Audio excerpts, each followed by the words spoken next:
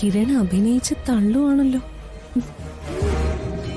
ഒരുപക്ഷെ എന്റെ അച്ഛനെ അംഗീകരിച്ചില്ലെങ്കിലും എന്നെ സ്നേഹിക്കാൻ എനിക്കൊരു ചേച്ചി ഉണ്ടല്ലോ എന്നുള്ളൊരു സന്തോഷം എനിക്കുണ്ടായിരുന്നു.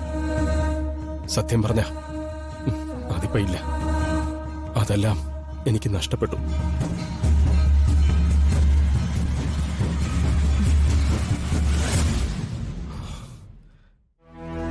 ചേച്ചിയും എന്നെ സംശയത്തോടെ അന്യനായ ഒരാളെ പോലെയാണ് കാണുന്നതെന്ന് ഞാൻ ഒരിക്കലും ചിന്തിച്ചിരുന്നില്ല.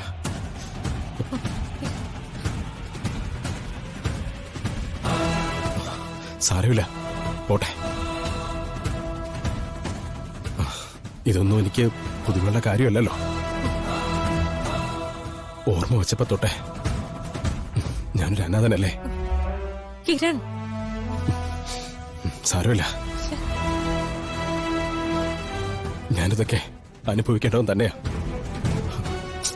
എന്താ കിരൺ നീ പറയുന്നേ? നിനക്കറിയില്ലെങ്കിലും എന്നും എപ്പോഴും നിനക്ക് ഞാനുണ്ടാവും. ഒരിക്കലും ഞാൻ നിന്നെ ഉപേക്ഷിക്കില്ല. അങ്ങനൊരു ചിന്ത ഒരിക്കലും നിന്റെ മനസ്സിലുണ്ടാവാൻ പാടില്ല. ശരി ചേച്ചി, ഞാൻ ചേച്ചിയെ വിശ്വസിക്കുക.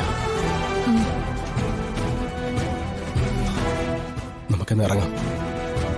ആ, നിങ്ങൾ ഇറങ്ങിക്കോ. എനിക്കിവിടുത്തെ ഡോക്ടറെ കണ്ട് സ്റ്റാഫിന്റെ അമ്മയുടെ കാര്യം ഒന്ന് സംസാരിച്ചിട്ട് വേണം ഇറങ്ങാൻ. ശരി ചേച്ചി. ഞങ്ങളെന്നാ ഇറങ്ങട്ടെ ചേച്ചി? ശരി ചേച്ചി. പാവം കിരൺ, അവരെ സംശയിക്കണ്ടായിരുന്നു. അവര് പോയി ഒരു 5 മിനിറ്റ് കഴിഞ്ഞിറങ്ങാം. ഞാൻ നുണ പറഞ്ഞതാണെന്ന് അറിഞ്ഞ കിരണ് പിന്നെയും അത് വിഷമാവും.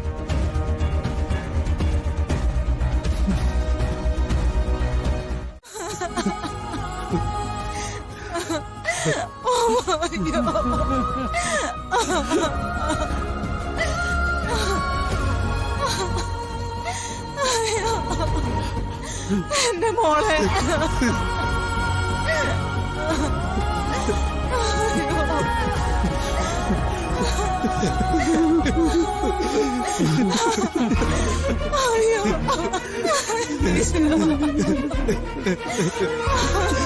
പ്രേമ, നമ്മുടെ മോള്, ചേട്ടന്റെ പൊന്ന മോള്, എന്തിനാ ദൈവമേ നമ്മളിങ്ങനെ ശിക്ഷിച്ചത്?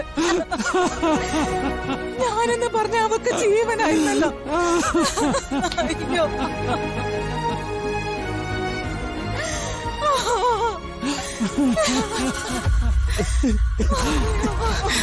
അമ്മ കരയതമ്മേ. ഈശ്വരൻ നമുക്ക് ഇത്രയും വിളിച്ചിട്ടുള്ളൂ. അതവള് പോയത്. വയ്യ, എന്ത് തെറ്റ് ചെയ്തിട്ടാ ഭഗവാനെ? അതെ, അയ്യോ, എന്നാലും ഈ കൊച്ചെന്തിനാ ഇങ്ങനെ ഒരു കടും കൈ കാണിച്ചത്? അറിയില്ലമ്മേ. അമ്മേ,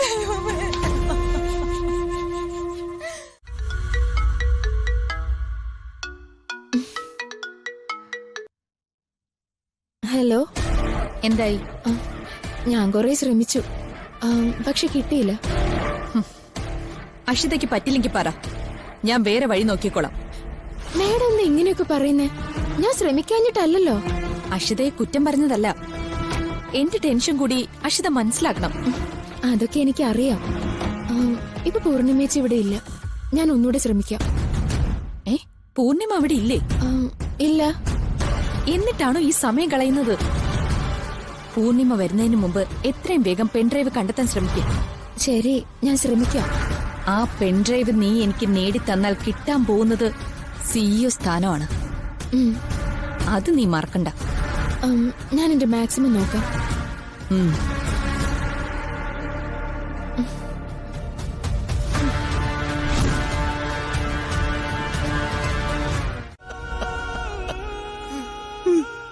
എത്ര മിടിക്കായിരുന്നു അറിയാമോ? എല്ലാ രീതിയിലും കഴിവുള്ളൊരു പെൺകുട്ടിയായിരുന്നു. വീട്ടുകാരുടെ നിർബന്ധം കൊണ്ടാ ഇത്രയും പെട്ടെന്ന് അവളുടെ കല്യാണം നടത്തിയത്. വിഷമിക്കാതെ വിനോദ്. വിനോദ് ഇങ്ങനെ തളർന്ന വീട്ടുകാരെ ആരും സമാധാനിപ്പിക്കും. ഇല്ല കിരൺ, അവളോട് ചിരിച്ചു കളിച്ച് നടക്കുന്ന മുഖമാണ് എന്റെ മനസ്സിൽ. കിരണിനറിയോ, ഇന്ന് അവരുടെ വിവാഹ വർഷമാണ്. സന്തോഷായിട്ടിരിക്കേണ്ട ഇന്ന് തന്നെ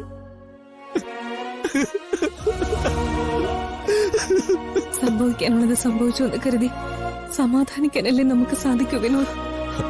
അല്ല ചേടി, അവൾക്ക് എന്തൊക്കെയോ പ്രശ്നങ്ങളുണ്ടായിരുന്നു. കല്യാണം കഴിഞ്ഞതോടെ അവളുടെ ചിരിയും കളിയൊക്കെ അവസാനിച്ചില്ലെന്ന് പലതവണ ഞാൻ ഓർത്തിട്ടുണ്ട്. ഹസ്ബൻഡിന്റെ വീട്ടില് വിനീതയ്ക്ക് എന്തെങ്കിലും പ്രശ്നം ഉണ്ടായിരുന്നോ? സ്ത്രീധനത്തിന്റെ പേരില് ചില പ്രശ്നങ്ങളൊക്കെ ഉണ്ടായിട്ടുണ്ടെന്ന് അവള് പറഞ്ഞിട്ടുണ്ടായിരുന്നു. അത് പക്ഷേ ഇത്രയും വലിയൊരു അബദ്ധം കാണിക്കാൻ മാത്രം വലുതാണെന്ന് ഞാൻ കരുതിയില്ല.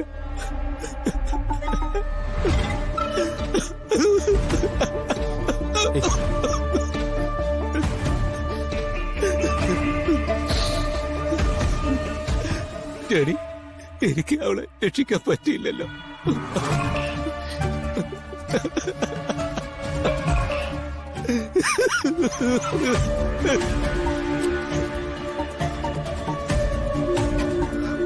കഴിഞ്ഞ പ്രാവശ്യം അവള് വീട്ടിൽ വന്നപ്പോ അമ്മ ഞാൻ ഇറങ്ങുവാ. മോനെ ആ? എന്തേലും ഒന്ന് കഴിച്ചിട്ട് പോടാ. ഒന്നും വേണ്ടമ്മേ, ഇപ്പൊ തന്നെ ലേറ്റായി. വേഗം എന്തേലും ഒന്ന് കഴിച്ചിട്ട് പോ. വേണ്ടമ്മേ, ഞാൻ അവിടെ ചെന്നിട്ട് കഴിച്ചോളാം. ഡാ.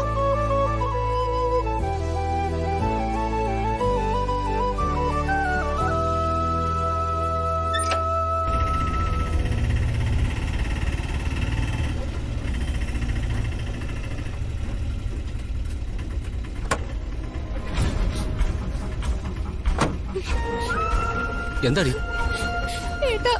എന്തു പറ്റി? എന്താടി മോളെ, എന്തിനാ നീ കരയുന്നേ? എനിക്ക് നിന്റെ മുഖത്ത് എന്താ?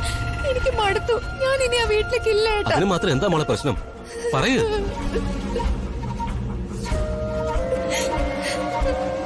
എന്താ മോളെ, അവിടെ നിന്ന് ഇങ്ങനെ ഓടി ഇറങ്ങി വരാൻ മാത്രം എന്താ ഉണ്ടായത്? നീ എന്താണെന്ന് കാര്യം പറ.